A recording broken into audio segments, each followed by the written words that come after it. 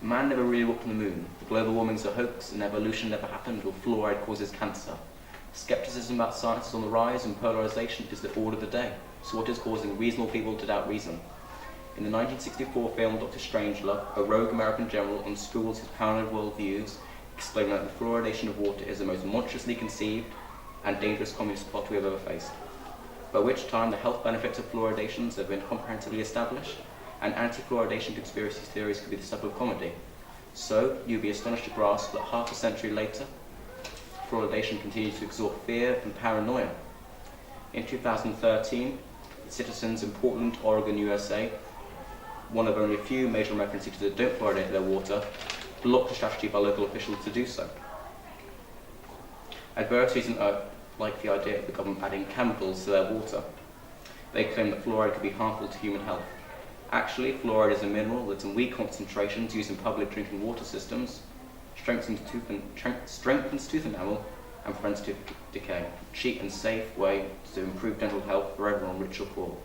That is the medical and scientific consensus.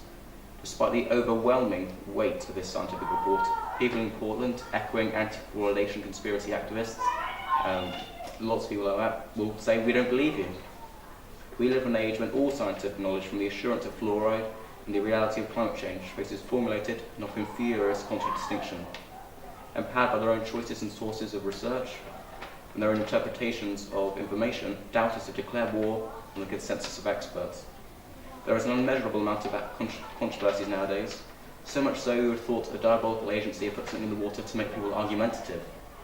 Reluctance to accept established science is hardly new, but the internet has been a blessing to fringe beliefs. Throughout history, scientists have been ignored, and Galileo claimed that the Earth was on an exact axis and orbits the Sun. He wasn't only rejecting the church statement, he was asking people to believe in something that defied common sense. And he was put on trial and forced to renounce. 2 centuries later, Charles Darwin avoided that fate, but his idea that all life on Earth evolved from a primordial ancestor from tiny amoebas to plankton into whales and huge things like that is still a big ask for a lot of people.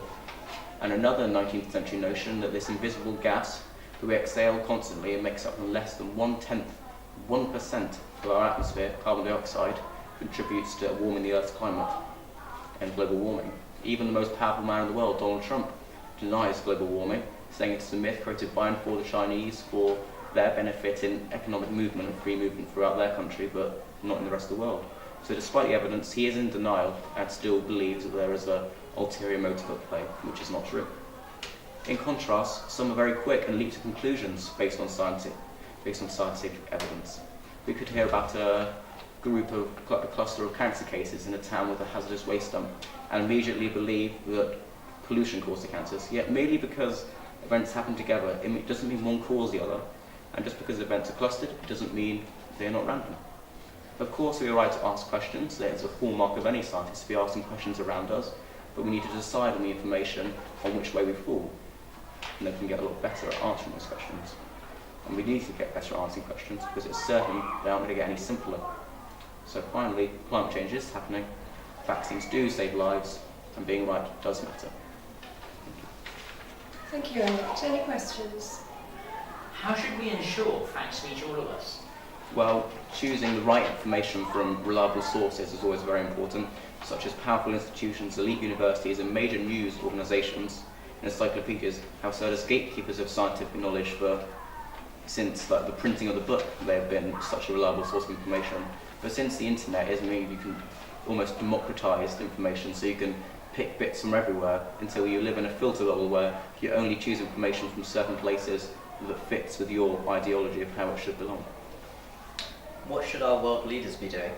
Well, essentially, instead of contradicting every piece of scientific research, it's okay to be questioning it, but accept that they're in elite universities doing what they know how to do, whereas politicians, I don't think Donald Trump knows anything about carbon eutrophication or anything like that. So leave the scientists to do that, and then take advice from people like the Pope, who are saying stay in the Paris Accords and put funding in to new schemes which will reduce carbon emissions, and then the planet will be better for longer and safer, essentially.